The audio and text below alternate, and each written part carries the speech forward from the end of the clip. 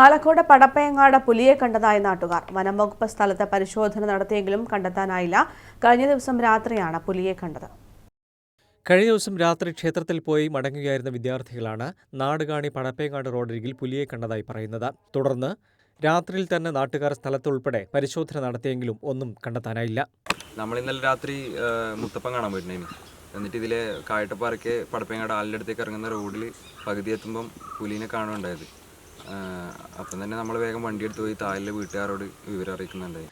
തൊട്ടടുത്ത് തന്നെയായി പ്ലാന്റേഷൻ കോർപ്പറേഷന്റെ ഏക്കർ കണക്കിന് വിജനമായ സ്ഥലമാണ്. വിവരം അറിയിച്ചതിനെ തുടർന്ന് രാവിലെ 9 മണിയോടെ കരുവഞ്ചാലിൽ നിന്നെത്തിയ വനംവകുപ്പ് അധികൃതർ സ്ഥലത്ത് പരിശോധന നടത്തി. പുലിയുടെ സാന്നിധ്യമോ കാൽപ്പാടുകളോ കണ്ടെത്താനായില്ല. പുലിയല്ല എന്ന കാര്യം വനംവകുപ്പ് തള്ളിക്കളയുന്നുമില്ല.